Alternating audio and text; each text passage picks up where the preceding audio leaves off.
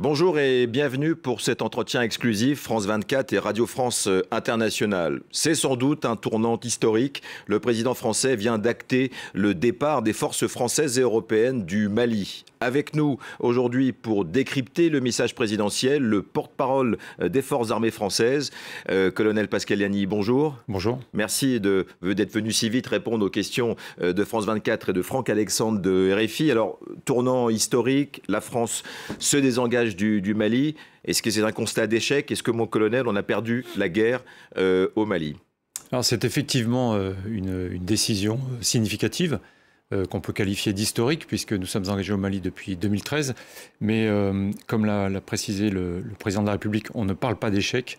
Et nous récusons le terme d'échec, de défaite, d'humiliation, de déroute, comme on a pu l'entendre ou le lire au cours des dernières semaines. Les armées françaises ont été engagées au Mali en 2013 pour stopper des colonnes de djihadistes. Les djihadistes occupaient la moitié du territoire malien. Les armées françaises ont rempli la mission qui leur avait été donnée, c'est-à-dire permettre au Mali de recouvrer sa souveraineté sur l'ensemble de son territoire. Les armées françaises ensuite ont été engagées pour continuer la lutte contre les groupes armés terroristes, tout en appuyant la montée en puissance des forces armées maliennes et des forces armées locales. Et ça s'est traduit de manière très concrète, puisque les forces armées maliennes, en 2013, c'était 7000 hommes, faiblement équipés, faiblement entraînés, d'une efficacité opérationnelle toute relative. Aujourd'hui, les armées maliennes, c'est 34 000 hommes, 40 000 si on y ajoute 6 000 gendarmes, qui sont à peu près capables de faire face aux groupes armés terroristes. Donc c'est une vraie réussite.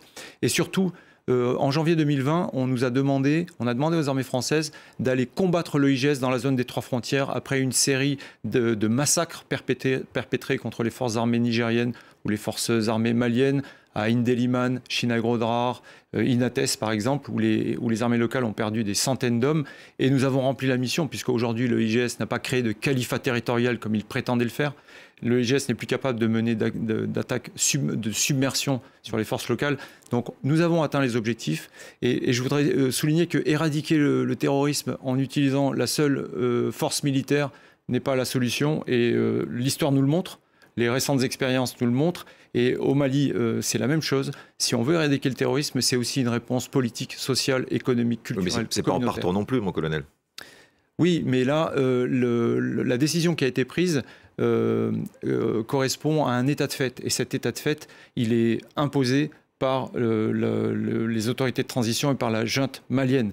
C'est la responsabilité de la junte malienne, ce qui est en train de se passer. C'est elle qui porte la responsabilité, ce ne sont pas les armées françaises. Il y a donc un problème politique. Et est-ce qu'on peut dire que finalement l'intervention française n'était plus comprise par la population malienne?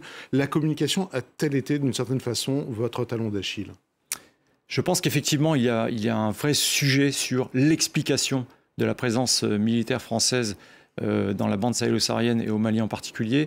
Il y a un vrai sujet de communication. Nous avons communiqué, nous avons expliqué, peut-être sans doute pas assez. C'est un vrai enseignement que nous tirons de cette séquence qui est en train de s'achever. Mais je voudrais souligner aussi qu'il y a peut-être une forme de surmilitarisation de la perception de l'engagement de la France au Sahel. Parce que l'engagement français, c'est aussi des actions civiles de développement, ce sont des actions dans toutes sortes de secteurs. Et en fait, on a un peu trop fait le focus sur la seule action militaire. 6 mois pour se désengager, c'est très très rapide. Alors le désengagement, enfin la réarticulation de la force, c'est-à-dire concrètement le retrait des unités qui sont aujourd'hui déployées sur le sol malien, va être une opération complexe, une opération logistique complexe. Et surtout, pendant cette opération logistique, nous allons continuer le combat contre les groupes armés terroristes, parce qu'eux ne vont pas arrêter de nous attaquer. Comment on se désengage et on continue le combat en même temps? Comment fait-on? Eh ben, on élabore des manœuvres assez complexes, on s'engage sans aucun état d'esprit de recul et on remplit la mission qui nous a été donnée. Et donc, on nous a fixé un délai de 6 mois. Il y aura peut-être des aléas climatiques puisque la saison des pluies commence bientôt, mais nous ferons tout pour tenir ce délai. Mais pour autant, mon colonel, le président français a utilisé le terme continuité. Est-ce que c'est bien approprié de parler de continuité alors qu'on est poussé vers la sortie? Alors oui, il y avait un changement de stratégie qui a été évidemment initié depuis le 10 juin dernier, on le sait. Mais est-ce qu'on est dans la continuité quand on plie bagage en 4 à 6 mois qu'on quitte le Mali? Nous sommes parfaitement dans la continuité parce que l'objectif, c'est de continuer la lutte contre les groupes armés terroristes dans la bande sahélo-saharienne et d'aider les pays, d'appuyer les pays du Golfe de Guinée à prévenir l'implantation de ces mêmes groupes armés sur leur territoire. La continuité est parfaite et elle est à nos yeux totalement évidente. Et nous allons continuer ce combat avec la même détermination. Le continuer au Niger, ce sera le nouveau point d'ancrage de l'intervention française. Alors avec quel volume de force et où précisément au Niger ? Alors, le Niger, il était déjà prévu que le Niger devienne le centre de gravité géographique du dispositif militaire français dans la BSS, puisque vous vous souvenez qu'en juillet 2021, le président de la République et les présidents sahéliens avaient acté une adaptation de la force Barkhane qui s'était traduite par la fermeture de 3 emprises dans le nord du Mali. Donc le Niger restera le centre de gravité géographique de l'opération de lutte contre les groupes armés terroristes. Il n'est pas prévu d'augmenter significativement les effectifs au Niger. Au Niger, nous conserverons une base aérienne projetée et nous conserverons un groupement tactique désert dont la mission sera d'accompagner les forces nigériennes au combat. Ce qui est important, c'est que le futur est en train de se construire. Le futur, c'est une co-réflexion, une réflexion commune avec les pays africains, avec les pays européens, pour aboutir à une codécision, une décision commune sur la façon dont nous allons répondre de manière stratégique à la menace terroriste dans la bande sahélo-saharienne et en Afrique de l'Ouest. Et avec des soldats français qui ne seront plus nécessairement en première ligne, c'est ça ? Exactement. Nous allons, en fait, nous maintenons le changement de modèle, de paradigme qui avait été évoqué en juillet 2021, c'est-à-dire que nous passons dans une posture d'appui et de soutien aux forces armées locales face aux groupes armés terroristes. Nous répondons à leurs besoins, ce sont elles qui nous disent ce dont elles ont besoin et nous apportons une réponse coordonnée avec nos partenaires européens et nord-américains. Et c'est ça l'élaboration de la nouvelle stratégie de lutte contre les groupes armés terroristes. Alors, il y a un nouvel élément dans le paradigme, si je puis dire, c'est l'axe Paris-Bamako-Moscou.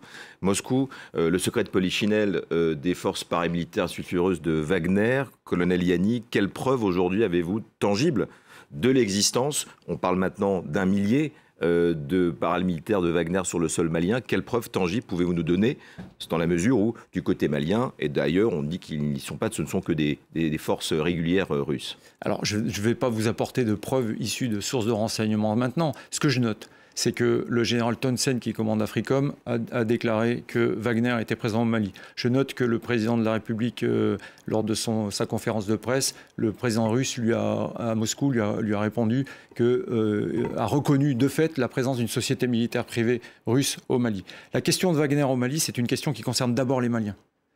Parce que Wagner, c'est une stratégie de prédation, d'exaction. On voit bien ce qui se passe en République centrafricaine. Et surtout, de notre point de vue, ça présente un vrai danger pour les forces armées maliennes. C'est l'entrave à la montée en puissance et la restructuration des forces armées maliennes qui a été engagée depuis début 2013. Puisque ce qu'on constate en Centrafrique, c'est que Wagner emploie les forces armées centrafricaines, les forces armées locales, un peu par appartement, déstructure ses forces armées. Et si c'est la même chose au Mali, ça veut dire que les progrès qui ont été enregistrés au cours des dernières années pourraient être perdus. Est-ce que c'est un des obstacles, un des écueils du départ des forces françaises au Mali, forces françaises européennes, cette ligne rouge avec des positions de Wagner, puisqu'on dit sur le terrain que les paramilitaires de Wagner avancent dans des zones qui ne sont plus finalement si loin des vôtres? Je ne considère pas que ce sera une entrave à notre départ. Mon colonel, est-ce que vous allez continuer à intervenir au Mali depuis le Niger ? La question que vous posez, en fait, revient à la question de la réassurance de la mission des Nations Unies, de la MINUSMA. Aujourd'hui, d'un point de vue militaire, nous sommes bien sûr en cours de réflexion et en cours d'échange avec la mission des Nations Unies pour étudier les modalités de réassurance. Nous sommes prêts à continuer à fournir des missions de réassurance au profil de la MINUSMA, mais si et seulement si les autorités maliennes nous le demandent. Est-ce que vous pensez que pour revenir aux Russes, et on va aussi étendre à l'Ukraine, est-ce que sur la guerre informationnelle, Moscou est quand même très en avance sur la France? Il est certain qu'en matière de fake news et de désinformation, certains groupes d'intérêt russes ou pro-russes disposent de moyens considérables. On le constate dans la bande sahélo-saharienne et en Afrique de l'Ouest. Et on voit bien, et on l'a noté au cours des derniers mois, que nous sommes maintenant engagés dans une forme de guerre informationnelle, dans le champ des perceptions. Et qu'aujourd'hui, l'opinion publique conquérir l'opinion publique, faire croire quelque chose à l'opinion publique est devenu une action prépondérante. Le Sahel, Afghanistan français, ça vous irrite, ça vous passe au-dessus quand on dit ce genre de choses ou quand on lit ce genre de choses? Je pense que cette comparaison n'a pas lieu d'être. Elle n'a pas lieu d'être parce que les GATT ne sont pas les talibans. Les talibans étaient un mouvement qui était au pouvoir, qui avait été renversé par l'intervention américaine et internationale, qui avait pignon sur rue, qui disposait de représentation diplomatique. Les GATT ne correspondent pas à cela. Les groupes armés terroristes. Les groupes armés terroristes, pardon. Et surtout, encore une fois, nous avons atteint les objectifs qui nous ont été fixés, et je pense que ça n'a rien à voir. Et je voudrais en profiter pour avoir une pensée pour tous ceux qui sont tombés au Sahel, les soldats, les militaires français, pour mes camarades blessés et leurs familles, et pour saluer leur engagement, qui témoigne de l'engagement des armées françaises dans le combat contre les groupes armés terroristes. Merci, colonel Pascaliani. C'est la fin de cet entretien exclusif France 24 RFI, et merci de l'avoir suivi. Nos programmes continuent sur nos 2 antennes.